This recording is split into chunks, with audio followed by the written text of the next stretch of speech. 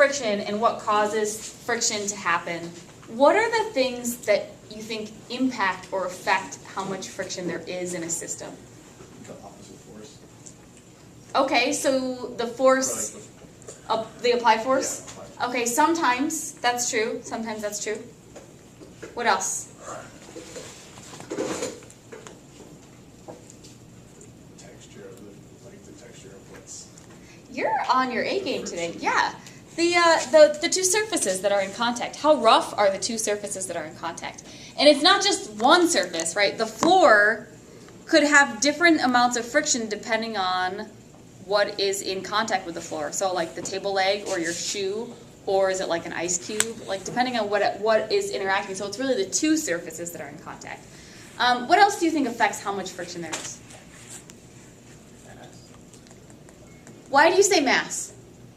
Because if something's like heavier pushing down on this, it's going to be harder to move than if something's lighter pushing down on it. Okay, but what if this table was really light and I was just pushing down on it?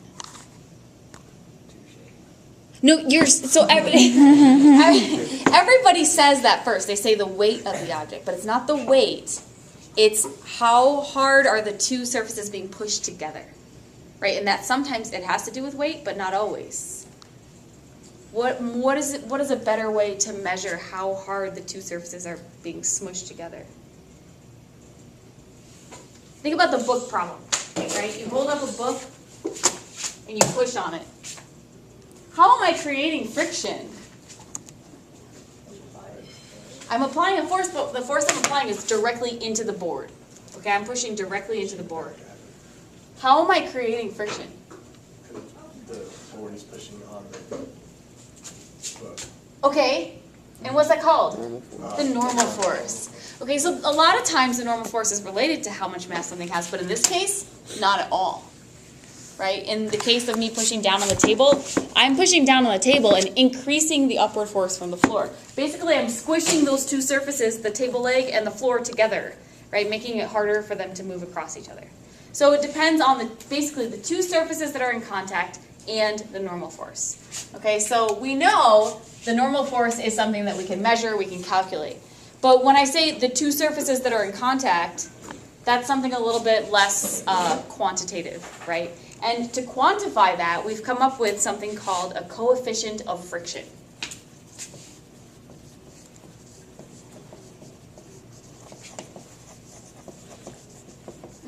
And to represent coefficient of friction, we use a Greek letter. Anyone know what it is? Something to do with an F. It doesn't. Mu. Mu. Looks like a U with the tail. I always emphasize the tail so that you can tell it's not a U. Mu. Coefficient of friction. And it's kind of it's not a constant, but it's a number that you would look up, right? So there's like a table of coefficients of friction. So my shoes and the floor have a particular number associated with them, and that number between my shoes and the floor doesn't change. Okay, the amount of friction could change because I can change the normal force, but the coefficient is a constant for those two particular surfaces. So the table leg and the floor has a particular coefficient of friction. Hockey puck and ice, particular coefficient of friction between those two surfaces. It's not to tell you how much frictional force there is, but it is proportional to how much frictional force there is. So the higher the coefficient of friction, the more friction there is. So tell me what has more friction, hockey puck on ice or sandpaper on sandpaper? Sandpaper on sandpaper. Sandpaper on sandpaper, yeah. And so coefficients of friction are almost always decimals. They're always positive. And they're usually less than 1, but they have been known to be larger than 1 before. But it's kind of a weird situation when it's larger than 1. So if you get a negative coefficient of friction for an answer, you're totally wrong. If you get larger than 1, you're probably wrong. Okay, so those are good indicators for you. So they're usually decimals. Okay, so we have these two things that affect the coefficient, that affect the amount of friction that's acting on an object. We have two types of friction that we're going to learn about in this class. The first one is static, and the second one is kinetic. Using given your knowledge of words, what do you think static friction is? Not changing. It doesn't change. Doesn't move. Not moving. Yeah, it's friction acting on a stationary object.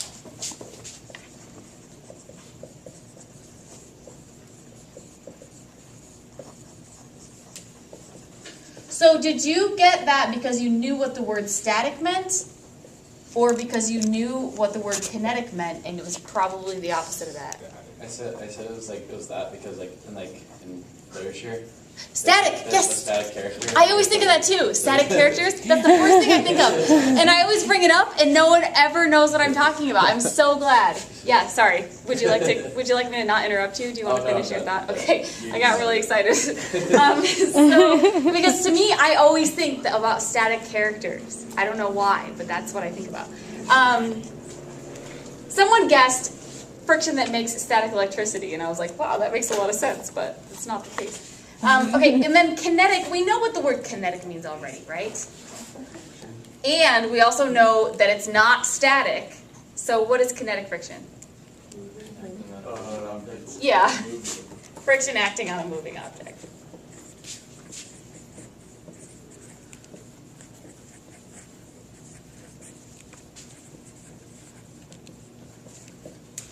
So an object is either moving or not moving. So it's not going to have both static and kinetic friction. Okay, it's got one or the other. So let's talk about static friction first. Oh, and sorry, one more thing. The coefficients of friction, let's say for a hockey puck and ice, are different if it's static friction or kinetic friction. So really, every two surfaces that are in contact has a coefficient of static friction, mu sub s, and a coefficient of kinetic friction, mu sub k. And they're different numbers almost always. Okay, it's not mandatory that they're different numbers, but very, very often they are different numbers. Okay, so let's talk about static friction for a second. Static friction is friction that's acting on an object that is not moving.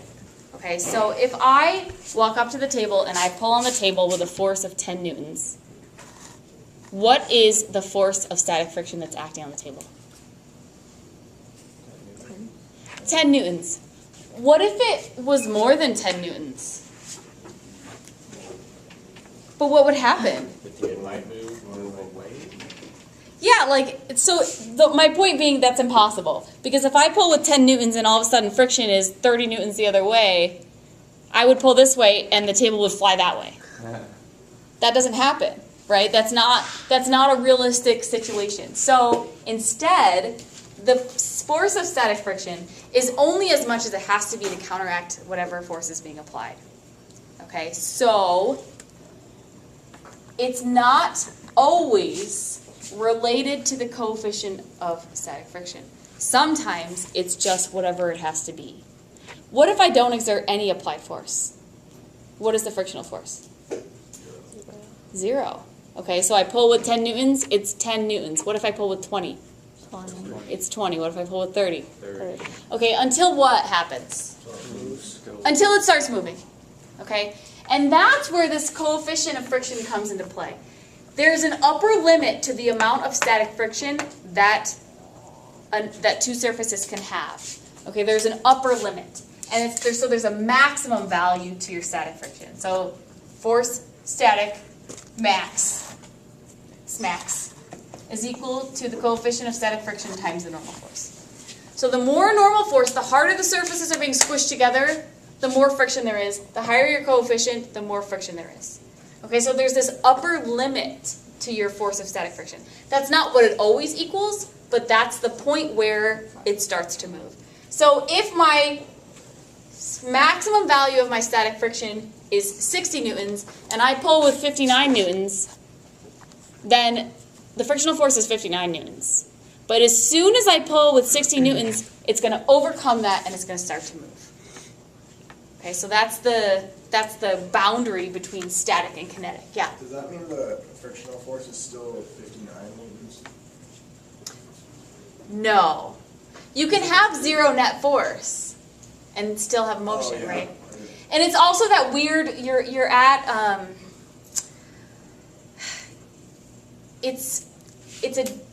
it's not a continuous function in the sense that you're at like a kind of a limit where are you moving or are you not moving at this point?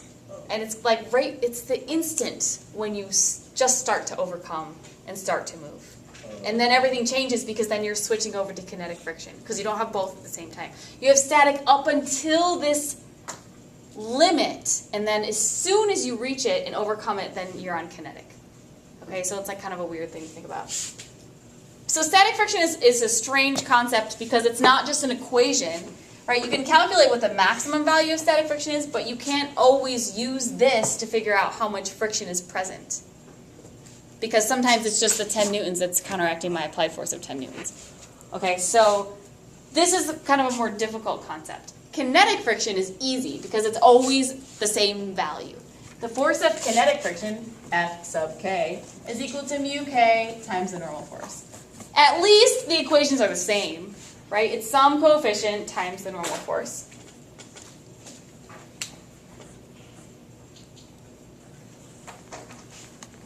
Same thing, the higher the coefficient of friction, the more friction there is. The higher the normal force, the more squishing there is between the surfaces, the more friction there is. You guys want to hear a joke?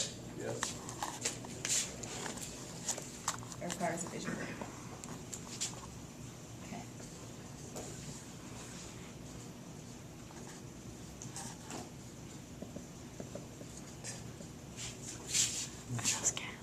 Two cats are sitting on the roof. Which one falls off first?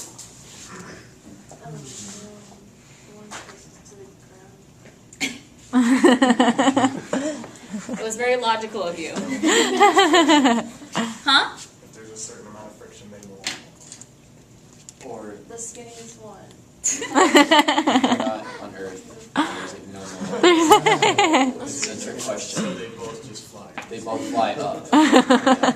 The one that falls off first is the one with the smallest mu.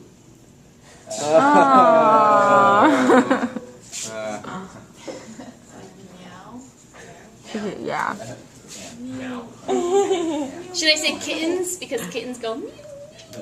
Yeah. Yeah. Say kitten. I'd be better. Would it be better? Would that really make the joke? Would that make the difference? Okay, two kittens are sitting on the Now it's really funny. Oh, you guys, you know I'm funny. Okay, so let's talk about this a little bit more. The way that I think about static friction and kinetic friction is with a graph. Surprise, surprise. I like to imagine how friction changes as a function of applied force. Okay, so if I apply 0 force to the table, how much friction is there? 0. If I apply 10 newtons of force to the table, how much friction is there? 10. And if I apply 20, there's 20. Okay, what's the slope of this line that I'm making? Huh? 1. Yeah, it's because they're equal to each other for some amount of time until I reach a certain point. And what is the value of the friction at that point? What point am I referring to, actually? Question 1. Until I reach what point? The max. The max, where something happens, right? Then it starts to move. So at this point, the maximum value, the friction is mu Sn. Right, that's my maximum value of static friction. And then, huh? Triangle. You want to... I thought that's what you're gonna have to do. Well, I mean, I like where your head's at, where it's like anytime you see anything, you just want to make a triangle. As you should. You should always think that way. But in this case, not exactly. So at this point, the object, if I keep applying force, the object starts to move. Okay? The object starts to move. And so the friction changes from static to kinetic. Okay? And it becomes a constant because this has nothing to do with how much force is being applied. So it becomes a constant. Now I don't want you to draw this, what I'm about to draw. Okay, I don't want you to. it becomes constant, meaning it's not a function of applied force anymore. It's just whatever mu s times n is, just a number, right? 10 or whatever. But something else happens that makes it even more of a discontinuity, I guess. And that is that these two numbers, mu s and mu k, are different. Okay? So this can't be at the same point here. So my question for you is, do you think that mu s is a larger or smaller number than mu k? Do you understand the question? It's gonna be, mu s is gonna be smaller. Why? Because if mu s is the max, it's gonna have to be greater than that to move. Like, mu k is gonna have to be greater than that to move. I see your logic, and I like the way you're thinking, but you're wrong. If I pose the question differently, it might help. Yeah. I didn't get to hear, like, why did he say? Because he said if it takes that much just to get it moving, Yeah. it should be more to keep it moving. Right. But from your life experiences and all of your pulling and pushing things, is it easier to get something going or to keep it going? To keep it going. Right? You pull hard on the table, and then once it starts moving, you're like, oh, right? Like you kind of fall because it was so easy once it started going. You've all experienced that sort of like you pushing a box across the floor, and then you kind of like fall once it starts moving because you have to apply less force to keep it going than you had to get it going. Okay, so what happens is you experience this drop like that, and then it's mu k n. Should we write that down? Yeah, I would draw that. I just didn't want you to draw the wrong thing. Right. Some people use pen and then they yell at me. So this in itself isn't super meaningful, I would say, particularly quantitatively, but qualitatively, just looking at it in terms of what happens, it helps you to see that here I'm in the static friction realm of things where it's dependent upon the applied force, and then here I'm in the kinetic friction world where it's not dependent on the applied force, it's a constant, and it's lower. Okay, kinetic friction is always less than static friction, or at least equal to. And this drop, people have been asking me, like, how much is this drop? It depends, right? It depends on the normal force, and it depends on what are the two surfaces that are in contact. Some things have static and kinetic that are very close, and some things they're very far away. And some people have been asking me, like, what is the name of that drop? Like, I don't know. It's like kind of a strange question that came up a few times. No one's ever asked me that before, and then this year everyone's been asking me, what is that called? I mean, we could make up our own name if you want, but it doesn't really happen. Okay. We're going to do a lab right now. So, I'm going to pass up a lab, and then you want to just do the rocket lab again? Yeah. We should just do the rocket lab.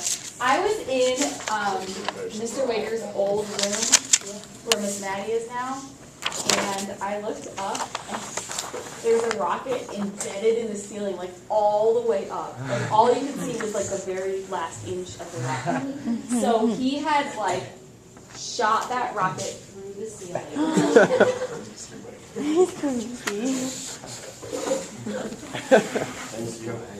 It's funny though, because my students always ask me to do that, and I'm like, no, that's a terrible idea, but apparently, apparently you didn't really think it through. I don't know. All right, so this lab I'm going to explain to you in great detail because it's not only a lab, but it's like part of the learning process to learn the friction stuff. So what we're going to do, the purpose of the lab, is to determine the force of kinetic friction. Sorry, not the force. The coefficient of kinetic friction and the coefficient of static friction between felt and your lab table. Okay? And my first question for you is, when you get an answer for the coefficient of kinetic friction and the coefficient of static friction, and you compare it with the table next to you, should you be able to compare numbers and get the same number? or should you not be able to compare? They'll be decent. They'll be close. Right, they should be. They should be. Yeah, they should be the same because remember the coefficient of friction is only dependent upon the two surfaces that are in contact, right? So assuming that you all have like similar felt and similar tables, then you should have similar numbers. Okay, so that's one thing I want to make it clear that it doesn't matter. None of the other parts of the lab matter except the two surfaces for the answer that you get. Okay, so you can all conduct the lab in slightly different ways and get the same answer. Okay, so basically what we're going to be using is these wooden blocks, some heavy masses, and this thing here. This is called a spring scale. Okay, and these are the biggest source of issues with this lab, so you have to be kind of careful. They're not high tech. Okay, they're pretty low tech. They're just little things with springs, and you pull on them, and it tells you how many newtons you're pulling with.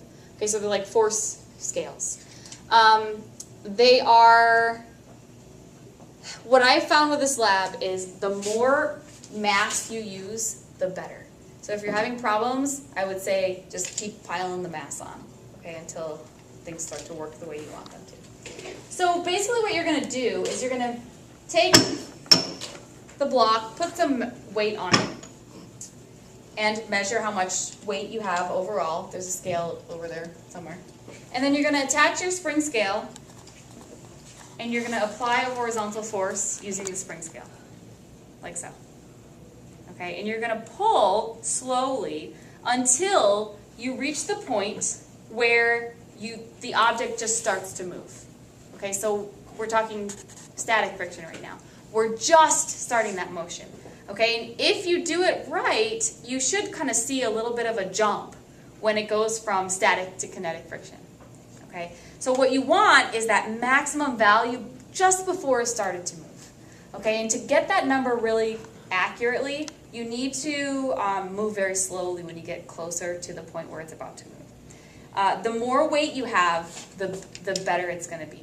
So use the ones that have 10 newtons on them, or even the ones, some of them have 50 newtons on them. Okay, but don't use the ones that have 5, because those have been causing everyone to not do the lab as well.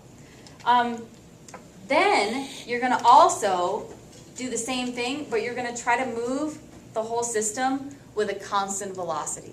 So that's how you're going to determine the kinetic friction. Okay. So let's look at the instructions for a second. It says get a wooden block and felt with a spring scale. Okay, so this is your wooden block with felt. This is your spring scale, and then you need some heavy masses. Then it says draw a free body diagram of the situation. Now, whether or not you're using static or kinetic friction, it doesn't matter. Okay, because the free body diagram has all of the components the same. You've got your block, normal force going up, gravitational force going down. You're applying a horizontal force to the best of your ability. Okay, so that's something you want to be aware of, that if you're like pulling up or down, then you're changing everything. And then you've got friction. Okay, and whether it's static or kinetic, let's leave it generic as just friction for now. And then part A says, solve for the normal force in terms of the mass. In this case, look how easy this free body diagram is. There's no angles, no triangles, you don't have to do any of that stuff. So the sum of the forces in the vertical direction as you pull that thing horizontally across the table is what? Yeah, the sum of the forces in the y direction is ma, but that's 0 in this case, and that's n minus mg. So if I want to solve for the normal force, I just take the mass times gravity. And in what units do you need your mass to be? Kilograms. Yes, and you know that because standard units in this class, kilograms, right? So the mass, and also in this data table, which I so nicely made for you, it says parentheses, kilograms. So when you put the stuff on the scale is going to give you grams. Do not ask me how to convert, because I will give you the angriest look in the world and tell you to look it up on your own. Convert to kilograms, and then to get the normal force, you'll multiply by 9.8. Okay, that's what this column is here. Then, if you look at 1b, it says, what is the spring scale measuring directly? What is it measuring? What is it reading? Applied the force. It's reading the applied force. As you pull on it, it's telling you you're applying this much force. Okay? But if you look at your free body diagram, in the x direction, when it's static friction, it's not moving at all. And when it's kinetic friction, it's moving with constant velocity, right? Both of those things are zero acceleration. So no matter what is happening in this lab, the net force in the x direction, also zero. Which means when you're reading the applied force, it's telling you also the frictional force because they're equal to one another. So even though it's telling you how much force you're pulling with, it's also telling you how much frictional force there is. So when you do each trial, the static friction will be what you read off of here. The kinetic friction will be what you read off of here. Okay? And then to find the coefficients of friction, what do I do? How do I solve for the coefficient of friction? Plug in the normal force and then whatever the UK is, or the whatever UK. You don't know mu k, that's what you're looking Oh, for. yeah. Oh, Mu k is the coefficient of friction. Then FK is the kinetic friction, right? Yep. That you get, so you get that. So then how do I solve this equation algebraically? FK over divided by. Yeah, so you divide by n, right? Mu k is Fk over n, and then mu s is going to be the maximum value of your static friction over n. Okay, so that's how you get those numbers. Is everyone with me algebraically here? Okay, and then what are the units of the coefficient of friction?